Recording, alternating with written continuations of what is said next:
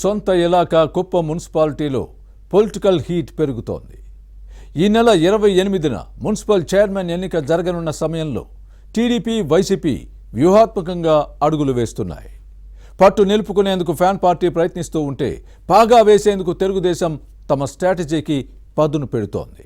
ప్రతిష్టాత్మకంగా మారిన కుప్పం మున్సిపాలిటీలో రెండు పార్టీలకు ఉన్న బలాబలాలేంటి? తెలుగుదేశం నేతలకు చంద్రబాబు చెప్పిందేంటి? Was the story?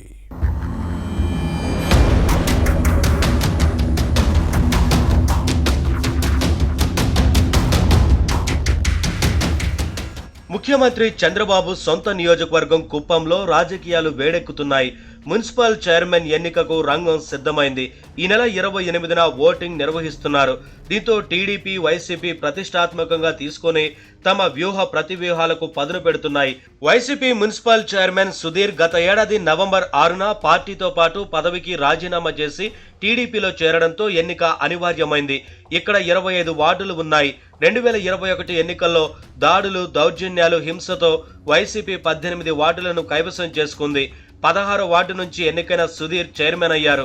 అప్పట్లో టీడీపీ 6 వార్డులను గెలుచుకుంది. కుప్పంలో పాగా వేసేందుకు టీడీపీ వ్యూహాత్మకంగా అడుగులు వేస్తుంటే పట్టు నిలుపుకునేందుకు ఫ్యాన్ పార్టీ ప్లాన్ చేస్తోంది. చైర్మన్ తో పాటు కౌన్సిలర్ పదవికి సుధీర్ రాజీనామా చేయడంతో 16వ వార్డు ఖాళీ అయింది. 5గురు వైసీపీ కౌన్సిలర్లు టీడీపీ తీర్థం పుచ్చుకున్నా ఒకరు మళ్లీ సొంత పార్టీలోకి వెళ్లారు. అంటే ప్రస్తుతం కుప్పం మున్సిపల్ కౌన్సిల్లో 10 మంది టీడీపీ, 14 మంది వైసీపీ కౌన్సిలర్లు ఉన్నారు. చైర్మన్ కుర్చీ కోసం టీడీపీలో తీవ్రమైన పోటీ ఉంది. సుధీర్ రాజీనామాతో 16వ వార్డు ఖాళీగా ఉంది. ఈ స్థానానికి ఎన్నిక నిర్వహించి ఉంటే అక్కడ గెలిచిన అభ్యర్థే చైర్మన్ అయ్యేవారని అంటారు. టీడీపీ, వైసీపీ నేతలు ఎవరికి వారు సైలెంట్ గా పావులు కదుపుతున్నారు.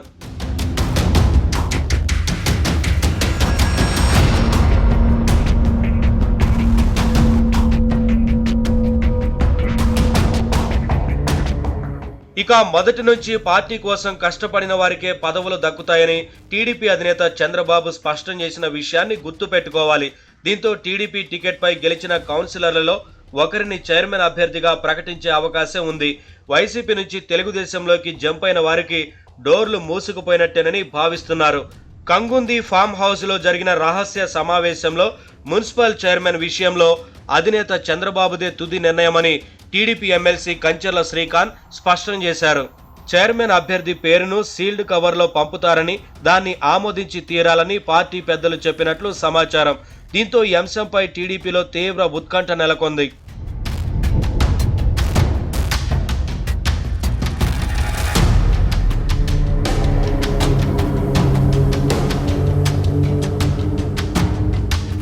ప్రస్తుతం ఉన్న 24 మంది కౌన్సిలర్లు ఎక్స్ అఫిషియో సభ్యులుగా టీడీపీ, వైసీపీ ఎమ్మెల్సీలు కంచర్ల శ్రీకాంత్, భరత్ కలిపి 26 మందికి ఓటు హక్కు ఉంది.